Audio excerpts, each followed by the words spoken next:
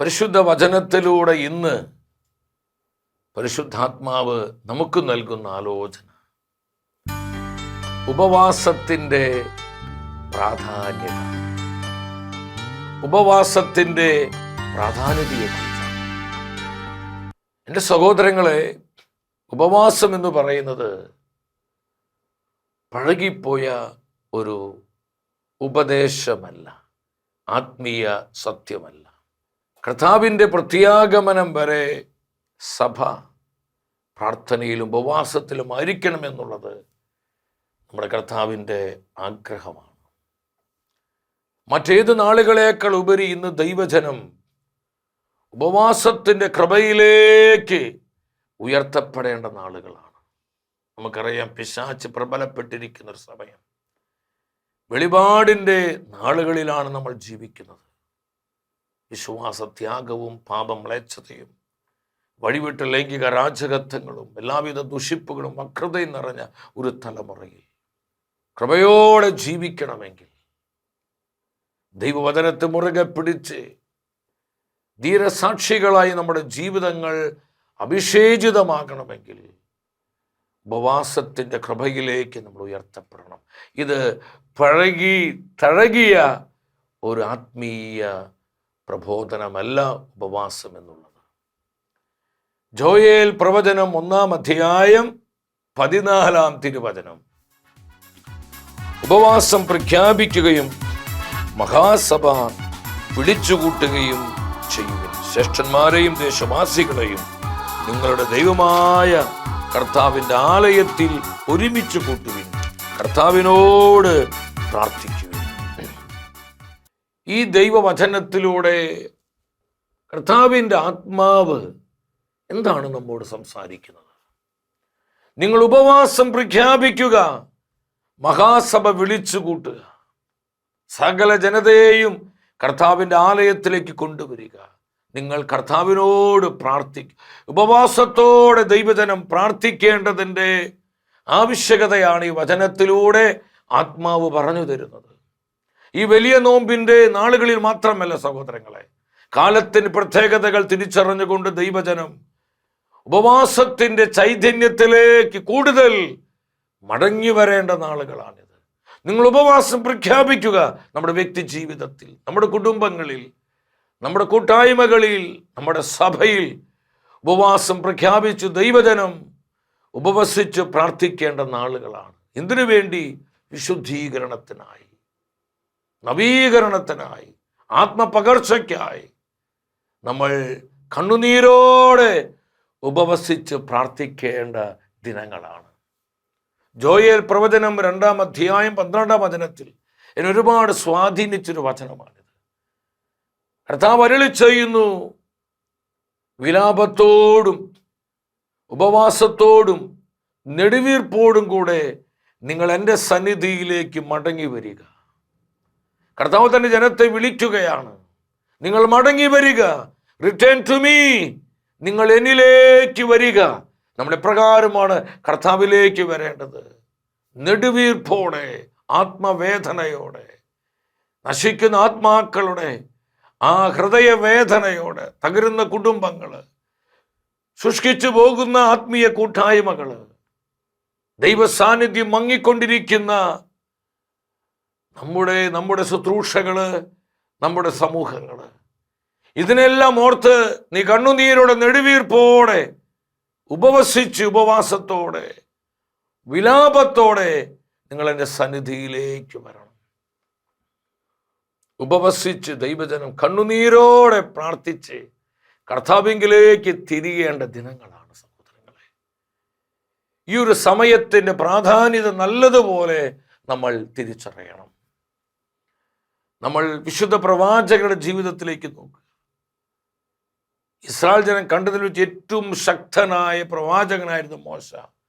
മോശയുടെ പ്രവാചക ശുശ്രൂഷ ജീവിതത്തിൽ വിശുദ്ധ ഗ്രന്ഥം സാക്ഷ്യപ്പെടുത്തുന്നത് 2 പ്രാവശ്യം 40 ഡേയ്സ് 40 ദിനരാത്രങ്ങൾ കർത്താവിൻ്റെ സന്നിധിയിൽ മോശ പ്രവാചകൻ ഉപവസിച്ച് പ്രാർത്ഥനയിലായിരുന്നു. ദൈവത്തിൻ്റെ ആലോചനകൾക്ക് വേണ്ടി, കർത്താവിൻ്റെ നിർദ്ദേശങ്ങൾ ലഭിക്കുവാൻ, താൻ പോകേണ്ട വഴി തനിക്ക് കൃത്യമാകുവാൻ, ദൈവജനത്തിനിടയിൽ തന്നെ എപ്രകാരം ദൈവ ശുശ്രൂഷ ചെയ്യണം, തൻ്റെ പ്രവാചക ശുശ്രൂഷ എപ്രകാരം ആയിരിക്കണമെന്നുള്ള കർത്താവിൻ്റെ മനസ്സറിയുവാൻ 40 ദിനരാത്രങ്ങൾ 2 പ്രാവശ്യം മോശ പ്രവാചകൻ പ്രാർത്ഥിക്കുന്നതായി നമുക്ക് തിരുവചനത്തിൽ കാണുവാൻ കഴിയും. ഞാൻ നിനക്ക് കാണിച്ചു തരുന്ന മാതൃകയിൽ നീ പ്രവാചക ശുശ്രൂഷ ചെയ്യണം. ഐ വിൽ ഷോ യു, ഞാൻ കാണിച്ചു തരാം നീ പോകേണ്ട വഴി, നീ ചെയ്യേണ്ട കാര്യങ്ങൾ. എൻ്റെ സഹോദരങ്ങളെ, എത്ര ശക്തമായൊരു ആത്മ നടത്തിപ്പാണ് മോശ പ്രവാചകന്റെ ജീവിതത്തിൽ നമ്മൾ കാണുന്നത്. ഓരോ പ്രവാചകന്റെ ജീവിതത്തിലോട്ട് വിവരിക്കുക. നമുക്കറിയാം, ദൈവത്തിൻ്റെ പുരോഹിതനായിരുന്നു എസ്ര. ദൈവജനത്തിൻ്റെ നന്മയ്ക്കും സംരക്ഷണത്തിനുമായി അവാഹ നദീതീരത്ത് 3 ദിനക്കാലം താൻ ഉപവാസം പ്രഖ്യാപിച്ചു. ജനം മുഴുവൻ പ്രാർത്ഥനയിൽ ഉപവാസത്തിലുമായി.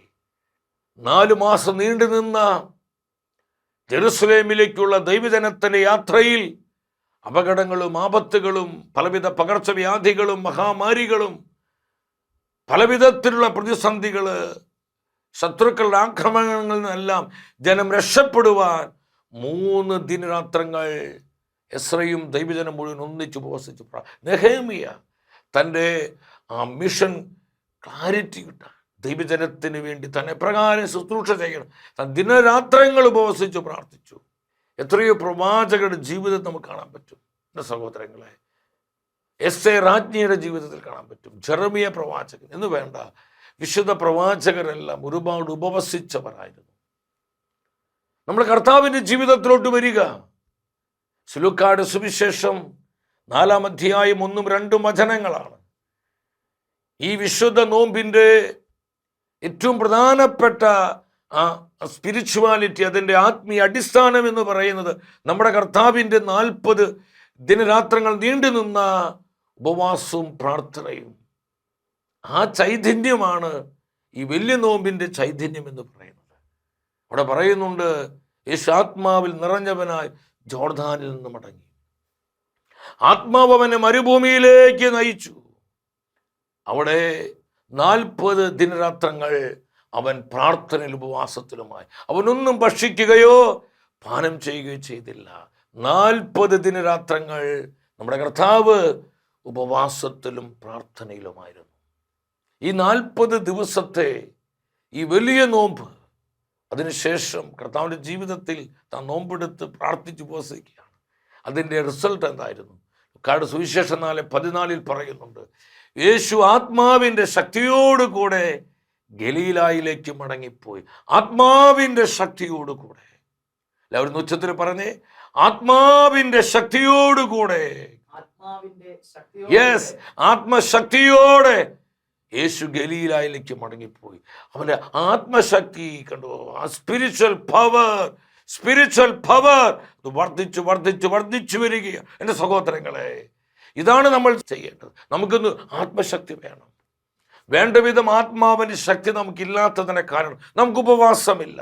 നമ്മൾ ഒരുപാട് ഉപവാസത്തിൻ്റെ ആ ചൈതന്യത്തിൽ നിന്ന് അകന്നുപോയി. എന്തിനു ഉപവസിക്കുന്നത്? നമ്മളറിയാതെ ഒരു സുഖാരൂപി നമുക്ക് ത്യാഗത്തിൻ്റെയും പ്രാശ്ചിത്വത്തിൻ്റെയും ഒക്കെ ചൈതന്യം എവിടെയൊക്കെ വെച്ച് നഷ്ടപ്പെട്ടു പോകുന്നുണ്ട്. എൻ്റെ പ്രിയപ്പെട്ടവർ, നമ്മൾ ശ്രദ്ധയുള്ളവരാകണം. നമുക്ക് ആത്മശക്തി വേണം. നമ്മുടെ കുടുംബങ്ങൾ പരിശുദ്ധാത്മശക്തിയാൽ നിറയണം. നമ്മുടെ കുഞ്ഞുങ്ങൾ ആത്മശക്തിയിൽ മുദ്രിതരാകണം. നമ്മുടെ സഭാ സമൂഹങ്ങൾക്ക്, നമ്മുടെ ആത്മീയ കൂട്ടായ്മകൾക്കെല്ലാം ഈ ആത്മാവിൻ്റെ ശക്തി ഇന്ന് മറ്റേത് നാളുകളേക്കുപരി വളരെ വളരെ വളരെ ആവശ്യമായിരിക്കുന്ന നാളുകളാണ്. എത്ര ശക്തമാണ് ദൈവത്തിൻ്റെ വചനം. കർത്താവ് ഉപവസിക്കുകയാണ്. കർത്താവ് പറഞ്ഞു, മാർക്കോസിന് സുവിശേഷം 2-ാം അധ്യായത്തിലാണ് നമ്മുടെ കർത്താവ് പറഞ്ഞത്. എന്താ കർത്താവ് പറഞ്ഞത്? 2-ാം അധ്യായത്തിൽ പറയാണ്, മണവാളൻ കൂടെയുള്ളപ്പോൾ നിങ്ങൾ ഉപവസിക്കേണ്ട, എന്നാൽ മണവാളൻ നിങ്ങളിൽ നിന്ന് അകറ്റപ്പെടുന്ന ദിനങ്ങൾ വരും, അപ്പോൾ അവർ ഉപവസിക്കും. നമ്മുടെ കർത്താവ് ശാരീരികമായി നമ്മോട് കൂടെയില്ല. കർത്താവിൻ്റെ ആത്മീയ സാന്നിധ്യം നമുക്കുള്ളത് പരിശുദ്ധ വചനത്തിൽ, പരിശുദ്ധ കുദാശകളിൽ എല്ലാം, നമ്മുടെ പ്രാർത്ഥനയിൽ എല്ലാം കർത്താവിൻ്റെ സ്പിരിച്വൽ പ്രസൻസ് ഉണ്ട്, ഫിസിക്കൽ പ്രസൻസ് ഇല്ല. നമ്മുടെ മണവാളൻ നമ്മൾ അകറ്റപ്പെട്ടിരിക്കുന്ന ആളുകളാണ്. കർത്താവിൻ്റെ 2-ാം വരവ് വരെ സഭ സഭ എന്ന് പറയുന്ന ദൈവത്തിൻ്റെ ജനമാണ്. അവർ ഉപവാസത്തിൽ കർത്താവിനോട് ചേർന്നിരിക്കണം. ഈ ലോകത്തിൻ്റെ പ്രലോഭനങ്ങളിൽ നിന്ന്, പാപപൈശാചികാധിപത്യങ്ങളിൽ നിന്ന്, ദുഷ്ടപിശാചൊരുക്കുന്ന കെണികൾ, ചതികൾ, വഞ്ചനകൾ, അവൻ്റെ കുതന്ത്രങ്ങളാകുന്ന സകലവിധ കെണികളിൽ നിന്ന് നമ്മൾ രക്ഷപ്പെടുക. നമ്മുടെ കാലുകൾ കുടുക്കിൽപ്പെടാതിരിക്കാൻ 91 സങ്കീർത്തനം 3 പറയുന്നുണ്ട്, വേടൻ്റെ കെണിയിൽ നിന്ന്, മാരകമായ മഹാമാരിയിൽ നിന്ന് കർത്താവ് നിന്നെ രക്ഷിക്കാതെ. വേടൻ എന്ന് പറയുന്ന പിശാചാണ്. അവൻ വയ്ക്കുന്ന കെണികൾ നമ്മുടെ ആത്മാക്കൾക്ക് നാശം വരാൻ, നമ്മുടെ കുടുംബങ്ങളെ നശിപ്പിക്കാൻ, നമ്മുടെ കൂട്ടായ്മകളെ ചിതറിക്കാൻ, നമ്മുടെ സഭയെ ദുർബലമാക്കുവാൻ പിശാച് വയ്ക്കുന്ന കെണികളുണ്ട്. ഈ കെണികളിൽ നിന്റെ കാലുകൾ അകപ്പെട്ടു പോകാതിരിക്കാൻ പരിശുദ്ധ വചനം പറയുന്നു, നമ്മൾ ഉപവാസത്തിൽ വർദ്ധിക്കുന്നവരാകണം. ഉപവാസത്തിൻ്റെ കൃപയിലേക്ക് നമ്മൾ മടങ്ങി വരണം. യെസ്, നമ്മുടെ കർത്താവ് നമുക്ക് കാണിച്ചു തന്ന സഹോദരങ്ങളെ, നിങ്ങൾ അപ്പോസ്തലന്മാരുടെ ജീവിതത്തിലോട്ട് വരും. അപ്പോസ്തല പ്രവർത്തനം 13:2 പറയാണ്, അന്ത്യോക്യയിലെ സഭ കർത്താവിൻ്റെ മുൻപിൽ അവർ ഉപവസിച്ചും പ്രാർത്ഥിച്ചും കഴിയവേ പരിശുദ്ധാത്മാവ് അവരോട് പറഞ്ഞു. ഉപവാസത്തിൻ്റെ സഭയായിരുന്നു ആദിമസഭ. അവർ ഉപവസിച്ച് പ്രാർത്ഥിക്കുന്നവരായിരുന്നു. കർത്താവിൻ്റെ സന്നിധിയിൽ സഭാ നേതൃത്വം മുഴുവൻ ഉപവസിച്ച് പ്രാർത്ഥിക്കുകയാണ്.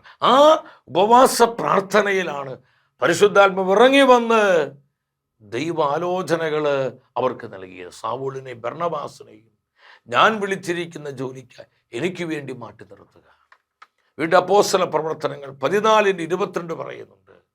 22, 21, 24 വചനങ്ങളിൽ അവർ ഉപവാസത്തോടു കൂടെ വിവിധ സഭാ സമൂഹങ്ങളിൽ ശ്രേഷ്ഠന്മാരെ നിയമിക്കുകയാണ്. കൈകൾ വെച്ച് അവരെ അപ്പോയിന്റ് ചെയ്യാണ്. ഉപവസിച്ച് പ്രാർത്ഥിച്ചാണ് ഈ സഭാ നേതൃത്വത്തിന് പൗലോസ്ലീഹ കൈവെപ്പ് നടത്തിയത്.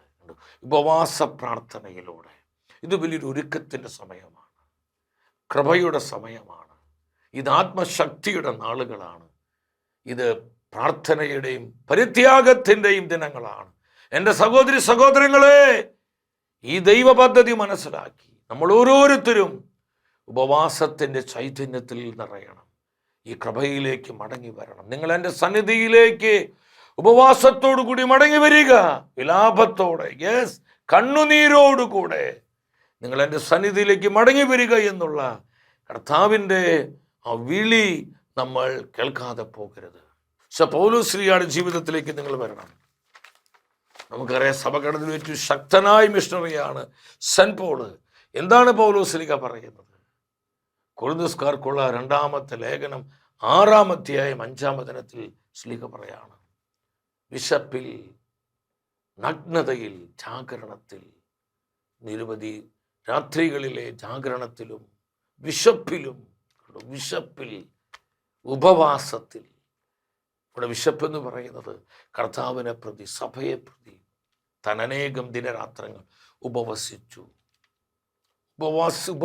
പ്രാർത്ഥിച്ചു. താൻ ഉപവാസ പ്രാർത്ഥനയിലായി. എന്തിനു വേണ്ടി?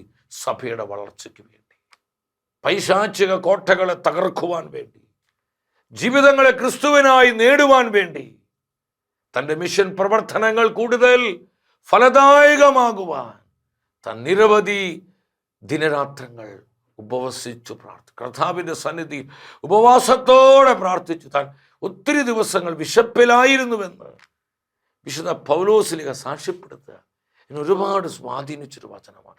ഇത്രമാത്രം ദൈവകൃപയിൽ നിറഞ്ഞൊരു അപ്പോസ്തലൻ, പരിശുദ്ധാത്മാവിൽ നിയന്ത്രിക്കപ്പെട്ടൊരു ദൈവമനുഷ്യൻ, ദൈവവചനത്തിന് സമൃദ്ധി കൊണ്ട് മൂടപ്പെട്ടവൻ. വിശുദ്ധ പൗലോസേ, അങ്ങ് എന്തിനാണ് ഇത്രയും ദിനങ്ങൾ ഉപവസിച്ച് പ്രാർത്ഥിച്ചത്?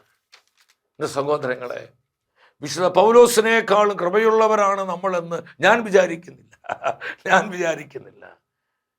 പൗലോസും പത്രോസും കർത്താവിൻ്റെ അപ്പോസ്തലന്മാരെല്ലാം അനേക ദിനങ്ങൾ ഉപവസിച്ച് പ്രാർത്ഥിച്ചുവെങ്കിൽ നമ്മുടെ കുടുംബങ്ങൾ വിശുദ്ധീകരിക്കപ്പെടുവാൻ, നമ്മുടെ മക്കൾ പരിശുദ്ധാത്മ അനുഭവമുള്ളവരാകുവാൻ, നമ്മുടെ തലമുറകൾ സൗഖ്യത്തിലേക്ക് വരുവാൻ, നമ്മുടെ സഭ പരിശുദ്ധാത്മാവിനാൽ നവീകരിക്കപ്പെടുവാൻ, ദേശങ്ങളിൽ, ജനതകളിൽ ആത്മപകർച്ചയുണ്ടാകുവാൻ, എൻ്റെ സഹോദരി സഹോദരങ്ങളെ, നമ്മൾ കണ്ണുനീരോടെ ഉപവസിച്ച് പ്രാർത്ഥിക്കേണ്ട ദിനങ്ങളാണെന്ന് നമ്മൾ മറന്ന് ജീവിക്കരുത്. Yes, this is time of fasting. ഇത് ഉപവാസത്തിൻ്റെ ദിനങ്ങളാണ്. പ്രാർത്ഥനയുടെ ദിനങ്ങളാണ്. ഇത് മനസ്സിലാക്കി ഈ വലിയ നോമ്പിൻ്റെ യഥാർത്ഥ ചൈതന്യം ഉൾക്കൊണ്ടുകൊണ്ട്, യഥാർത്ഥ ചൈതന്യ, ആ റിയൽ സ്പിരിറ്റ് നമ്മൾ സ്വന്തമാക്കിക്കൊണ്ട് വേണം ഈ നോമ്പിൻ്റെ ദിനങ്ങളിൽ കർത്താവിനോട് കൂടെ നമ്മൾ യാത്ര ചെയ്യുവാനായിട്ട്. വീണ്ടും വിശുദ്ധ പൗലോസ് പറയുന്നുണ്ട്, കൊരിന്ത്യസ്കാർക്ക് 2-ാമത്തെ ലേഖനം 11-ാം അധ്യായം അവിടെ 27-ാമത്തെ വചനം, നിങ്ങൾ ആ വചനം വായിക്കണം. പൗലോസ് പറയാം, കാരാഗ്രഹത്തിൽ, പീഡനങ്ങളിൽ, ഞെരുക്കങ്ങളിൽ, മർദ്ദനങ്ങളിൽ, വിശപ്പിൽ, നഗ്നതയിൽ, ജാഗരണത്തിൽ, പല ദിവസങ്ങളിലുമുള്ള ഉപവാസത്തിൽ, പല ദിവസങ്ങളിലും താൻ അനേക ദിവസങ്ങൾ, ആഴ്ചയിൽ തന്നെ പല ദിവസങ്ങൾ ഉപവസിച്ചു. ഒരു മാസത്തിൽ തന്നെ പല പ്രാവശ്യത്തേക്ക് ഉപവസിച്ചു കേട്ടോ. ശക്തമായ ദൈവപ്രവൃത്തി വെളിപ്പെടേണ്ട സമയങ്ങൾ ഉപവാസത്തിൽ പ്രാർത്ഥിച്ചു. തൻ്റെ ശുശ്രൂഷകളിൽ ആത്മശക്തി വർദ്ധിക്കുവാൻ വേണ്ടി വിശുദ്ധ പൗലോസ് പല ദിനങ്ങളിൽ ഉപവസിച്ചു പ്രാർത്ഥിച്ചു. പൈശാചിക കോട്ടകളെ തകർക്കുവാൻ വേണ്ടി അദ്ദേഹം ഉപവസിച്ചു പ്രാർത്ഥിച്ചു. കുടുംബങ്ങളെ വിശുദ്ധീകരിക്കുവാൻ, സഭയെ പടുത്തുയർത്തുവാൻ. എൻ്റെ സഹോദരങ്ങളെ, ഇത് നമുക്ക് വലിയൊരു മാതൃകയാണ്. ഇത് മനസ്സിലാക്കി ഈ വലിയ നോമ്പിൻ്റെ ദിനങ്ങളിൽ ഉപവാസത്തിലും പ്രാർത്ഥനയിലും പ്രാശ്ചിത്വത്തിലുമായിരിക്കുവാൻ നമുക്ക് കൂടുതൽ ശ്രദ്ധിക്കാം. ലോകത്തിലെ വ്യഗ്രതകളിൽ നിന്നും സുഖഭോഗങ്ങളിൽ നിന്നും അകന്ന് നമ്മെ തന്നെ ശുദ്ധീകരിച്ച് കർത്താവിനോട് ചേർന്നിരിക്കുന്നതിൻ്റെ ആനന്ദം അനുഭവിച്ച് ഈ നോമ്പിൻ്റെ നാളുകളിൽ നമുക്ക് കൃപയോടെ മുന്നോട്ട് പോകാം. എല്ലാവർക്കും വലിയ നോമ്പിൻ്റെ എല്ലാ നന്മകളും സ്നേഹത്തോടെ ആശംസിക്കുകയാണ്. വ്യക്തിപരമായി നമ്മുടെ നിയോഗങ്ങളെയും നമ്മുടെ കുടുംബത്തിൻ്റെ സകല ആവശ്യങ്ങളെയും നമ്മെ ഓരോരുത്തരെയും നമ്മുടെ കർത്താവ് സമൃദ്ധമായി അനുഗ്രഹിക്കുകയും ദിനംതോറും നമ്മെ പരിപാലിക്കുകയും ചെയ്യട്ടെ.